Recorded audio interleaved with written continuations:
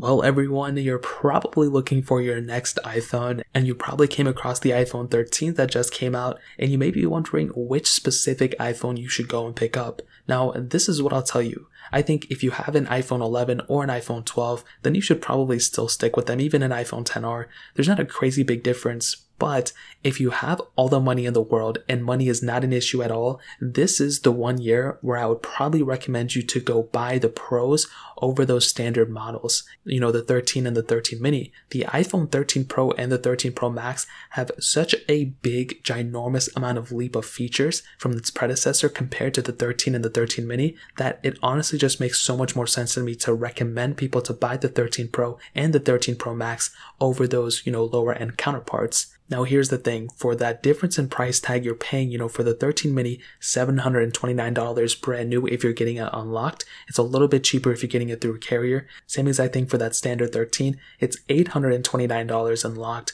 So you're getting, you're still spending quite a bit of money on those. That's kind of the way I've been looking at it. And with that $829 price tag compared to that $999 price tag on the iPhone 13 Pro, there's less than a $200 difference between them. And you're definitely getting more than $200 worth of features there. So if you're on a budget and if you only have like a certain amount of money to spend, then the 13 mini is probably the better way to go because it's the cheapest lineup, it's the cheapest entry to that 13 lineup, but it is the smallest iPhone. It has a much smaller display than the 13 Pro or the 13, and if you're okay with a smaller display, then I would recommend you to get the 13 mini.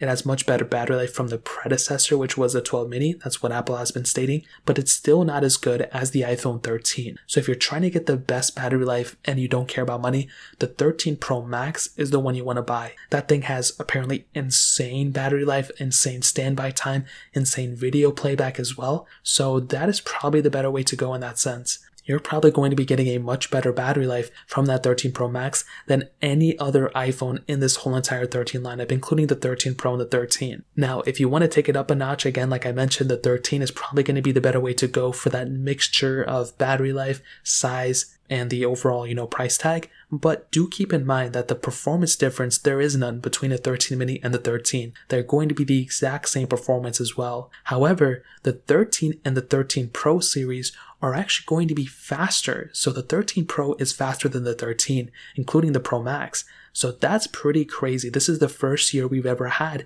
a situation where the Pro models are actually faster than the previous generation. We've had times where there were RAM differences and stuff. Not only is there a RAM difference, you're getting 2 gigs more on the 13 Pro and the 13 Pro Max, but you're also getting a faster chipset that's clocked higher on the 13 Pro. So that's another big thing to keep in mind. And that's why I think it's just worth the extra money to pick up the 13 Pro. Now on top of that, if you're somebody who plans on filming a bunch of videos and recording a bunch of just random stuff on your iPhone through the cameras, you're going to be getting a much better camera setup on the iPhone 13 Pro as well. So that is another massive thing to keep in mind. You can still film in the same resolutions and all that stuff, but you're going to be getting a much better camera setup on the iPhone 13 Pro and the Pro Max over the 13 and the 13 mini. So that is another thing to keep in mind. It's just a bunch of things you got to keep in mind in your head. And those are really the main differences. You have ProMotion, which is the 120 Hz refresh rate, which is my favorite feature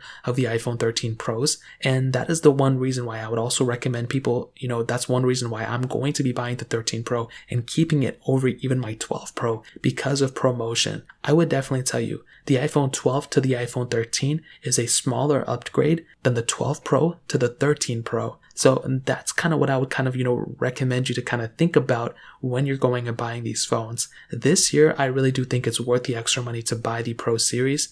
But if you're on a budget, the 13 mini is also a really decent option. But if you're not okay with that size, I think the iPhone 13 is a perfect middle ground. But if you're already going to buy the iPhone 13, I think it's worth the extra $180 to go buy the iPhone 13 Pro, in my opinion. So that's kind of what I'm thinking about. The best iPhone you can buy is the 13 Pro Max, but it is a little bit too big for a majority of people.